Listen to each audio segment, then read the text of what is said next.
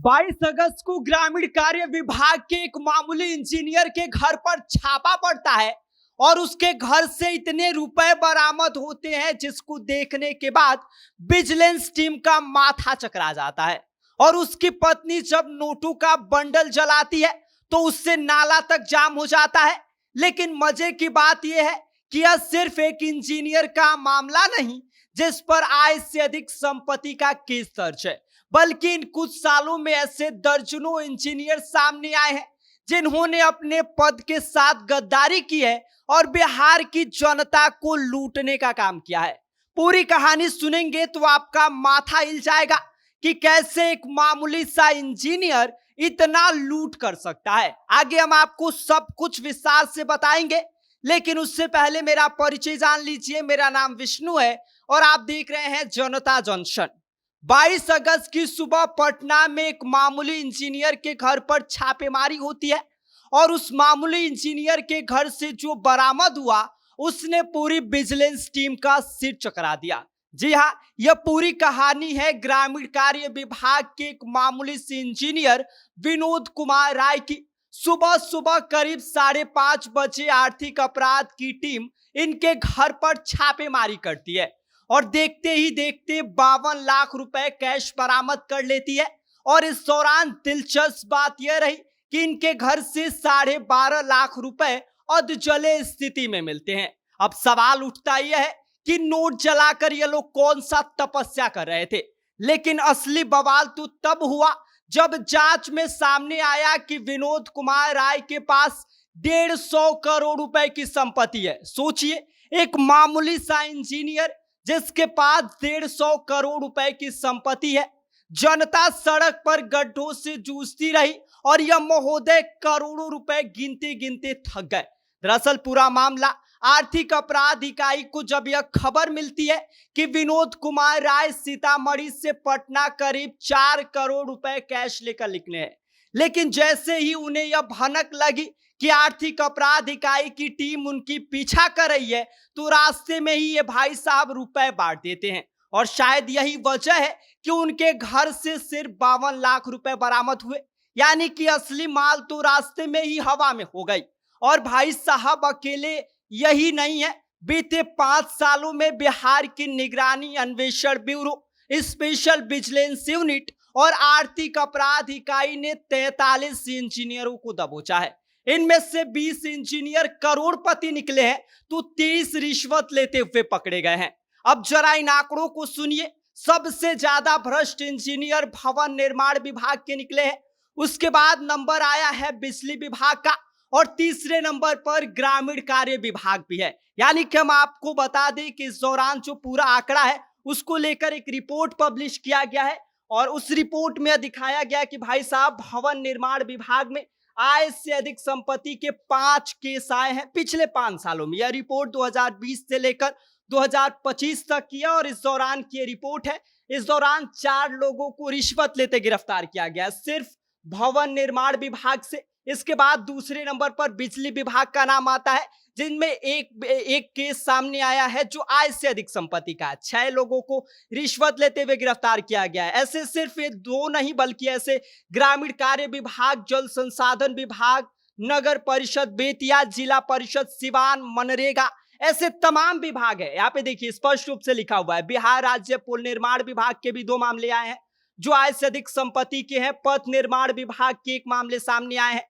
जिला परिषद छपरा के एक मामला सामने आया है। इसके साथ ही पथ निर्माण विभाग, योजना एवं विकास विभाग, नगर निगम पूर्णिया, लोक स्वास्थ्य अभिनियंत्रण विभाग का मामला आया है जिसमें 1 लोगों को रिश्वत लेते गिरफ्तार किया गया है। इसके अलावा बिहार राज्य शैक्षणिक आधारभूत संरचना का भी एक मामला सामने आया है।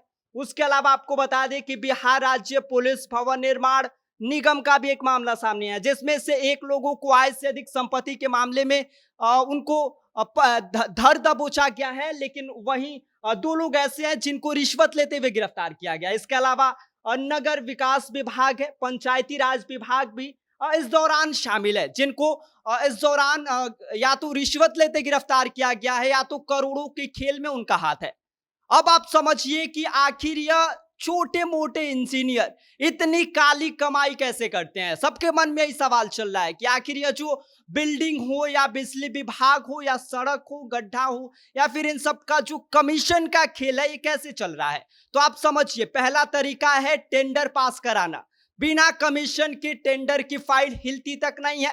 और विनोद राय की रेट भी इस दौरान फिक्स थी। उनकी कमीशन की फीस थी 4 से लेकर 6% के बीच। उनको कमीशन चाहिए होता था, भाई साहब अगर आपको कोई टेंडर पास कराना है तो हमें 4 से 6% कमीशन देना पड़ेगा। बड़े प्रोजेक्ट्स का रेट अलग होता था, उसमें इनका परसेंटेज बढ़ जाता था। और भी अगर यह पैसा सिर्फ उनकी जेब में नहीं जाता था, सिर्फ विनोद कुमार राय इस मामले में शामिल नहीं थे, बल्कि उनके ऊपर तक के जो लोग हैं उस दौरान शामिल थे। याद कीजिए, विपक्ष नेता तेजस्वी यादव ने भी इस पूरे मामले पर लिखा था कि भ्रष्टाचार की अरबों रुपए की बंदरबाट में 2 मंत्रियों के मनमुटाव को लेकर इंजीनियर विनोद राय के घर पर छापेमारी की गई।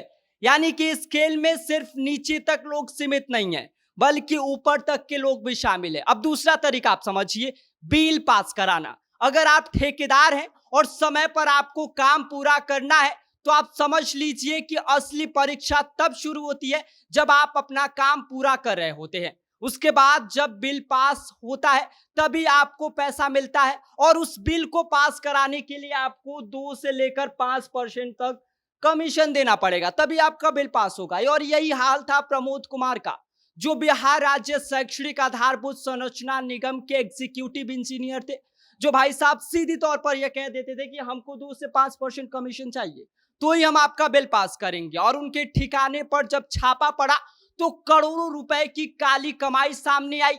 और तीसरे तरीके की अगर बारे में बात की जाए तो ये होता था कि अपनी पसंद की कंपनी से खरीदवाना। यानी कि अगर आपको ईंट, सीमेंट, सरिया अगर कुछ लेना है तो उनके हिसाब से लेना पड़ेगा, उनकी मर्जी से लेना पड़ेगा। क्वालिटी अब चाहे कैसी भी हो, इससे कोई फर्क नहीं पड़ता है, बस चाहिए तो कमीशन चाहिए, और इसी से फर्क पड़ता था। और अगर ठेकेदार ने ईमानदारी से काम नहीं किया तो उसके भी काम में फॉल्ट निकाला जाता था। और जब तक उनकी जेब न गरमा जाए तब तक सही रिपोर्ट नहीं लिखी जाती थी। और जिस दिन सही रकम उनके खाते में आ जाती थी, उनके हाथ में आ जाती थी, उसके बाद लिख दिया जाता था कि भाई आपका यह काम अप्रूव्ड हो गया है। ये हाल है आजकल का। आप सोचिए कि बिहार की जनता तो इस उम्मीद में रहती है कि सड़क बनेगी, पुल बनेगा, स्कूल बनेगा, लेकिन होता क्या है, पहले इंजीनियरों की तिजोरी भरी जाती है, फिर बची कुची रकम से काम चलता है। और नतीजा क्या रहता है, सड़क बनते ही टूटने लगता है, पुल खड़ा होने से पहले ही हिलने लगता है, और स्कूली बच्चों से पहले भ्रष्टाचार की कमाई का अड्डा बन जाता है। बिहार की सियासत में यह कहानी कोई नई नहीं है, क्योंकि फर्क बस इतना है कि कभी कभी किसी विनोद राय के घर पर छापा पड़ जाता है और मीडिया में सुर्खियां बन जाती है, वरना खेल तो रोज का चलता रहता है। टेंडर से लेकर बिल पास कराने तक, और ईंट सीमेंट से लेकर नोटों के बंडल तक।